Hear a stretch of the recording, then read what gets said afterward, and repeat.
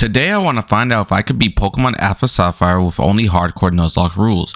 The rules as shown on the screen include fainted Pokemon must be permanently boxed, only first encounter in any area can be caught, battle style must be set to set, all Pokemon must be given a nickname, only held items can be used while in battle, and finally no overleveling the next gym leader's highest level Pokemon. Now because we are doing a Pokemon ground type Nuzlocke Monotype run, these are the following Pokemon that are available. However, due to some trade causes, we cannot get certain Pokemon such as Steelix, Rhyperior, and Golem. We first begin off with choosing our name for the journey, which is Bruce Wayne. As Bruce Wayne, we go ahead and meet our neighbor May. May is going to be a big key component to this game, as she is going to constantly just run into us and just give us nothing but a little flirtation. After flirting with us, we run into her dad, Professor Birch, who is being chased by a Poochyena. He asks us to go ahead and help him out and grab a Pokemon inside the bag, and that will be our first encounter, which is a Mudkip. We quickly name him Dick Grayson. After helping Professor Birch, we quickly go on our first day with May, where she goes ahead and sends out her trusty Trico. I go ahead and start out with Dick Grayson because that's the only Pokemon we have, and we quickly made short work of her. As soon as the battle is over, she goes in and tells me, can we please go ahead and play tag? I say yes, and she quickly runs away. After following her and finally catching up to her, we go ahead and meet Professor Birch once again. He decides to give me a Pokedex and then send me along my journey with some Pokeballs. This is where our Nuzlocke encounter truly starts, and we are able to go catching our first ground Pokemon. For that, we meet our true dad Norman, who then is introduced also to Wally. Wally is then asked, hey Norman, can you please help me catch a Pokemon? Norman decides he's gonna go ahead and give Wally some Pokeballs, which I don't understand because dad, where was my Pokeballs? However, because we are a great kid, we decide to go ahead and help Wally.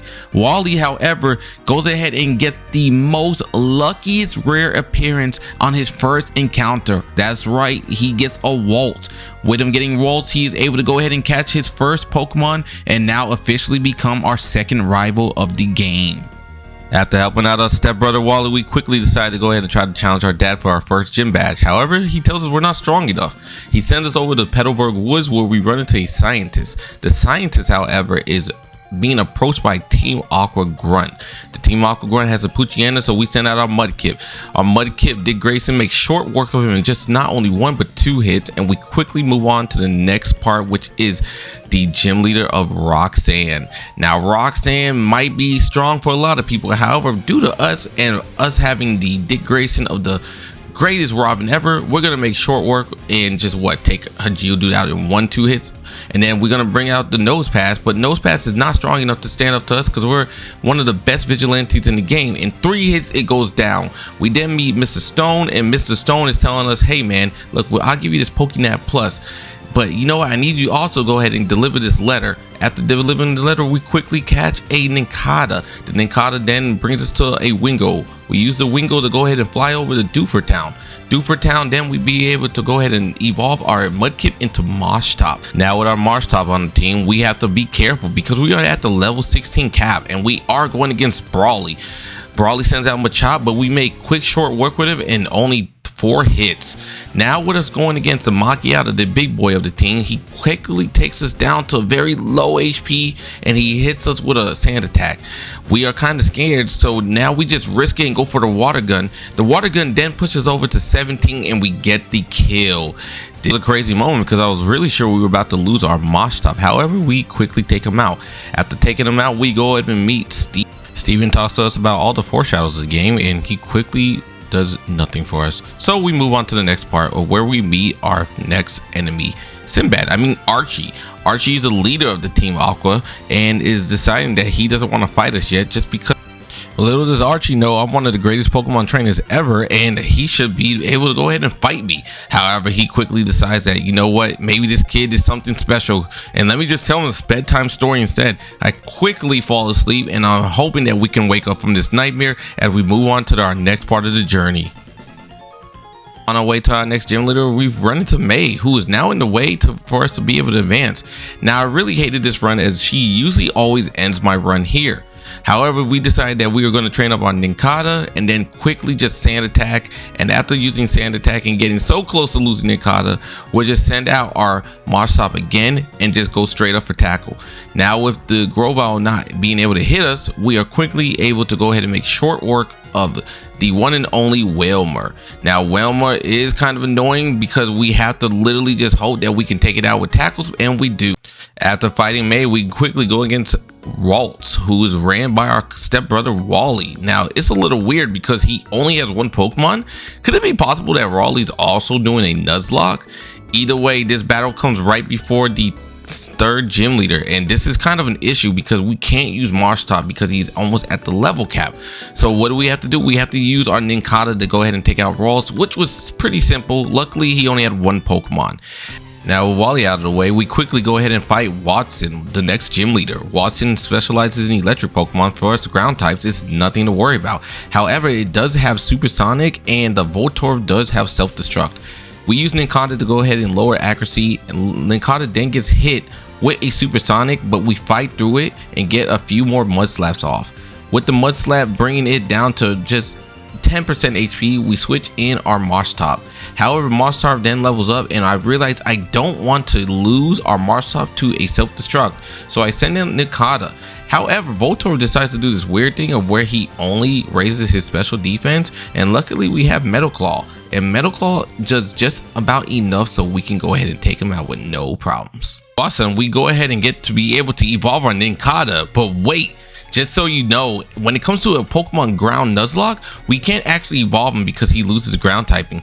However, we are able to go ahead and expand our team as we catch a Geodude and we name him Tim Drake. He's a modest nature, so it kind of hurts us as that lowers our attack. However, we do go ahead and also find the Sandshrew. Now the Sandshrew is going to be huge to the team because we go ahead and quickly name our boy Sandshrew. Now we are given the name Jim Gordon because why not? And then Jim Gordon also has a serious nature, which is neutral, so it's not bad. Tim Drake then evolves because our cap has now opened up to level 20. With the elevated cap, we then get an elevated Pokemon as our Jim Gordon now evolves into a Sandslash. This is very big as it does help us get a fully evolved Pokemon. Did I also mention that we caught a Numel? And the Numel we are going to go ahead and name Jason Todd. Now what's crazy about the Numel catch is when we went ahead and checked the nature, it was actually a bold nature, which is huge as that does boost our defense. After gathering more Psychics, we go ahead and take on Archie, our first time. Now Archie does send out a Mightyena, however this is quickly countered by Tim Drake. Tim Drake makes short work by only using Power Punch on 2 of his Pokemon and then going ahead and taking the last one out with a Rock Tomb. After beating Archie, we go ahead and take on Hothead Flannery. Now Flannery is the gym leader and it poses no real threat to us because she uses fire type Pokemon. However, she sends out Slugma and we send out our boy Dick Grayson, the leader of the Teen Titans. We go ahead and use a couple water guns to take it down and it's nothing but slight work. She then sends out a Numel who then gets off a nice move, but we go ahead and end that as well. Now with her Torkoal coming out, her boss Pokemon, she puts up a Sunny Day and we don't want to risk losing Dick Grayson, so we send out Tim Drake. Tim Drake takes a massive damage, but we go ahead and remove him so we can send out Jason Todd. Jason Todd shows him why he's a Red Hood and goes ahead and gets off a nice Earthquake to end it. After beating Flannery, we find a Trapinch. The Trapinch is going to be big as this could have been a ball toy, but instead is actually something that can help us in the Elite Four. Is a female, so we go ahead and name it Barbara Gordon. Barbara Gordon has a hardy nature, which is neutral, so even though we lose attack, we also gain attack. So we're in a pretty good clear. Now we go ahead and take out our dad, Norman. Now with us taking on Norman, we quickly go ahead and send out our boy Nincada. Damian Waynes puts us a Sandstorm, that way we could get some damage off every turn. After doing that, we send out our boy Tim Drake. Tim Drake goes ahead and sets up with some rock polishes, and from rock polish we get put to sleep with a yawn. However, we're just gonna go ahead and power up punch our way through, that way we can always get nothing but damage off. Now with us being stronger, we one shot the Vigoroth and we move on to the last Pokemon, his last Slaking. We go ahead and hit him with a power up punch and we take him out with 2. This was one of the easiest battles that usually people struggle on. However, due to power up punch, we did a lot of damage early on, so we quickly get our next badge. Then we run into May, who is asking about our jewelry, our Mega Bracelet. We quickly go ahead and battle her. We take out our Slugma with an Earthquake, and then we go ahead and take out the Grovyle with an Aerial Ace. After that, she sends out her Whalmer, where we go ahead and bring out our Marshtomp. Dick Grayson is able to go ahead and tank, and after being able to tank, she goes to sleep. Therefore, it stays asleep the whole time. A few Power Punch knocks her out, and we get the easiest win of our life. After the battle, our two Pokemon evolve. Our first one being Barbara Gordon into a Vibrava, and then our second one being Numel into a Camerupt.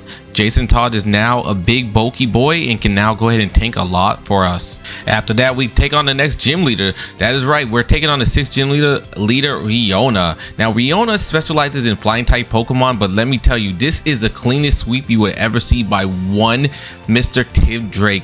Tim Drake sets up a Rock Polish, and from there on goes ahead and sets up a few Power Punches that leads into a couple of Rock Tones. The Rock Tone takes out almost every Pokemon in one hit, besides for the Skarmory. Skarmory took 2, but either way, it was an easy sweep. After that, we go ahead and get our gym badge, and then we head over to Safari Forest. The Safari Zone is then able to go ahead and give us a Donphan, which is easy to catch, and it is a jolly nature. We name it Terry McGinnis because I'm a big fan of Batman Beyond, and also our Moshtoff evolved into a Swampert, so now we have its 3rd evolution and we are stronger than ever. Now with our new evolved Dick Grayson, we're quickly gonna go ahead and take on May for the last time. May sends out a Swellow, which hits with a double team, but we end it with one Rock Slide. She then sends out Werelord, who we're gonna go ahead and just Power Punch to death as it goes to sleep, and we still Power Punch it to death once again. Now she's gonna go ahead and send out her trusty Sceptile. Sceptile is been an issue for a little bit, so we're gonna go ahead and swap him out and send out Jason Todd. Jason Todd will hit it with 2 Lava Plumes, and down goes Sceptile. Now here comes her Macago, who we then ended with 1 Earth Power, and that's how we make quick short work of May. After our last battle with May, we find our last encounter, which is Selena Kyle the Barboach, who then evolves into a Whiscash with a quiet nature. After evolving Selena Kyle, we take on Archie for the last time, and man, when I tell you, this was the longest battle, even with a speed update. We go ahead and Rock Polish while he literally scary faces us over 100 times, but finally we go ahead and get a taunt, and we're able to just go ahead and knock it out in one hit. We then take out the Muck in one hit, and we take out the Crobat in one hit. After taking the Mouth out in one hit, we take out his Mega Sharpedo in one hit. Finally, after dealing with Archie, we can take on the 7th gym leader, and man, this was such a walk in the park thanks to our 2 water type Pokemon. We take them both out with 2 surf attacks, and that is pretty much it. On to the next one. After beating the gym lead Lisa and Tate, we come outside and we see a glowing light just coming out of nowhere.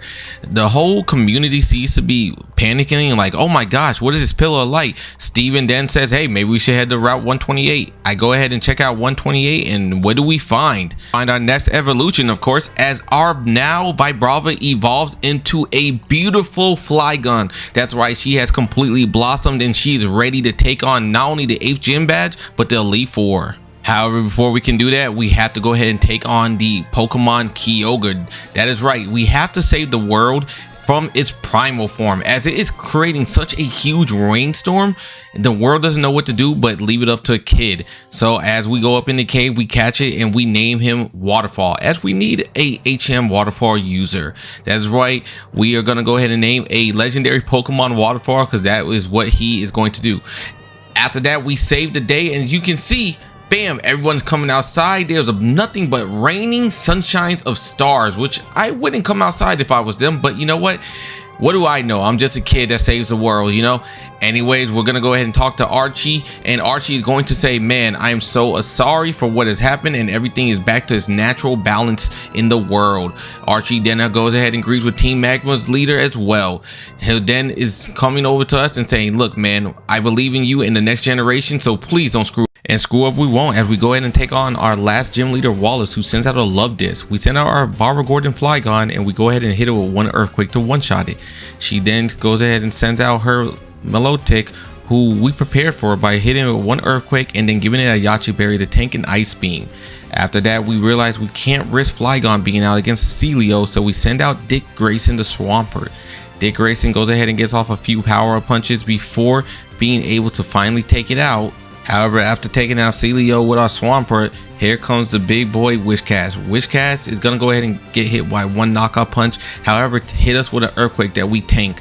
Now here comes its last remaining Pokemon, Seeking. Now Seeking is a very fast Pokemon, so we are hoping that it can at least get knocked out by one power-up punch. However, it just survives, and we don't want to risk losing our Swampert, so we send out Terry McGinnis. It hits us with a rain dance, and we're able to just go ahead and hit it with one knockoff after we take one waterfall to take our final and 8th gym badge. As we reach the end of Victory Road, Wally approaches us ready to fight. This will be the last Wally fight before the Elite Four, and so we accept his challenge. He starts off with Altaria, and I send out Flygon, who one-shots it with a Dragon Claw. After he sends out his Roselia, which is why I taught Barbagon Incinerate before this battle, gave it a Petra Barrier. Roselia survives the first Incinerate and poisons us with Toxic, but our berry heals the poison away, killing it on the second Incinerate. After Wally sends out his Delcatty, which we were able to take care of with 2 Dragon Claws. Then here comes his Magneton, and wanting to use Incinerate, we accidentally pressed Dragon Claw, allowing it to hit us back with a Flash Cannon before finishing off with Incinerate. Finally, Wally sends out his last Pokemon, Gallade, who he then Mega Evolves into a Mega Gallade. I decided to use Fly, as this is his super effective against Gallade, and it does massive damage, just barely not one-shotting him. Wally then uses Slash, which does decent damage before we knock it out once again with Fly, thus ending the battle with Wally and making way for the Elite Four once and for all. The first battle takes place against Sydney of the Elite Four. Sydney starts off with his Mightyena, and I, Jason Todd, the camera up. Intimidate activates and lowers our attack, but because we are a special attacker, we came prepared. He did use Swagger, but our berry snaps us out of confusion. We knock him out with a few Earth powers. He then sends out a Sharpedo, which has a swap to Dick Grayson, and we Earthquake his Sharpedo for an easy knockout. He then sends out Shiftry, and we are scared to lose Swampert, so we send out Terry McGinnis. He gets off a Fire Fang, but it's not enough to kill. Knowing that he wants to heal, I switch back out to Jason Todd. Jason Todd hits with Eruption, but it's not good enough. To avoid losing camera, we send out Sandshrew. Jim Gordon then uses X-Scissors to knock out Shiftry, thus setting up a sweep on his last 2 remaining Pokemon, Cacturne and Absol. Using X-Scissor, we can now advance on to the second Elite Four member, Phoebe. Next Elite Four was going to be a little tricky, as she is a Ghost type trainer. Now the only difference between her and everyone else is I really didn't have a check for her. However, I did figure out one thing. Jim Gordon is our guy.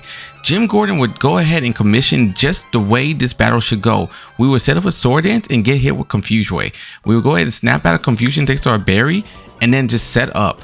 After that, she'll send out her Dusknoir, and we would just go ahead and stare for a little while, then thinking, hey, why not just Sword Dance? That's right, we'll just go ahead and dance along with the Dusknoir and hit it with another Sword Dance, and then from there on set up the sweep with an Earthquake. Earthquake not only takes out Sableye, but it also takes out the Banette, and then takes out the second Banette. And there we go. What a sweep it became. Thank you, Jim. I appreciate you. Beating Phoebe, we go ahead and challenge Elite Four member Glacia. Now things can get a little icy as we challenge her because she is the Ice type Elite Four member. And guess what? We go ahead and send out our Swampert as she sends out Glalie. However, this is an easy matchup as we're able to just go ahead and get it out in a few power-up punches. These power-up punches then stack our attack, and we're able to go ahead and heal from our berry and knock out her Frostlass in one Earthquake. We quickly go ahead and do the same thing to the next Frostlass. Now here comes the Whirlwind, and we're able to knock that one out too. Now realizing that Glalie is a lot faster than the original, we decide to go ahead and swap out and switch over to our Terry McGinnis, who is able to tank. But because we don't want to lose Terry, we go ahead and switch out to Whiscash, who is able to go ahead and slow down with a Rock Tomb.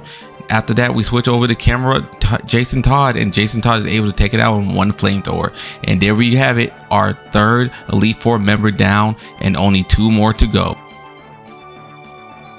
Defeating Glacia, we go ahead and challenge the 4th Elite Four member, Drake. Now Drake is the leader of Dragon Pokemon, but to be honest, I don't really think he can handle us, as we do have Barbara Gordon. Barbara Gordon sends out, and we go against Altaria, which we can knock out in one Dragon Claw. Here comes a Kingdra, and we go ahead and knock that one out also in one Dragon Claw. Drake decides to go ahead and send out Salamence, where it gets hit with an Intimidate, and we knock it out and still in one Dragon Claw. Now he sends out his own Flygon, which we are able to knock out in about 2 Dragon Claws. Realizing that we're low on health, we don't want to lose our Flygon before the last champion battle. We send out our boy Swampert. We are able to go ahead and knock it out with one Ice Beam. Thank God that we had a water Pokemon that can learn Ice types, because man, we would have been in trouble.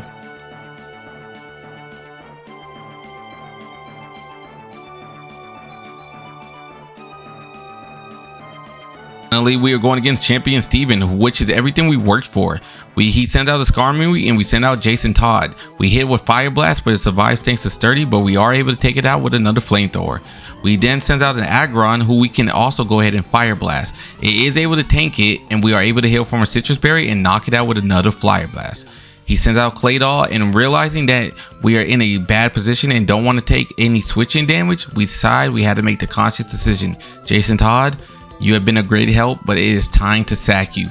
We go ahead and use Earth Power to go ahead and get hit, and we sack our Jason Todd. We then send out Selena Kyle, who is able to go ahead and check the Claydol. We go ahead and run a few surfs, and we are able to take out the Claydol. Now that we have a very weak Selena Kyle, we realize one thing with a Cradily on the field. We have to sack Selena Kyle as well. Everything we worked for is rising on this, so we have to take these risks. Cradily is able to heal from its move, and we send out Flygon, which we then hit with a Dragon Claw. However, we do get confused from Confusion Ray, so we have to go ahead and try to survive, but we get knocked out from our own confusion. Now I'm stressing that I have nothing else to do. I send out Jim Gordon and we Earthquake it, and we realize now we're going against an Armadillo. What can we do in this situation? I decide it's time to Sword Dance. Sword Dance it up we do, and we are able to take him out in 2 Sword Dance and 1 Earthquake. He now sends out his final Pokemon, Metagross, who he Mega Evolves, but we are able to KO and become the champion of Pokemon Alpha Sapphire with 1 Earthquake. Steven now is shocked, and I am excited as we have finally completed our Pokemon Alpha Sapphire Nuzlocke of ground type Pokemon only. If you guys do like the channel, do not forget to go ahead and like, comment, and subscribe, as it does help me grow, and I appreciate you guys. Thank you so much. See ya.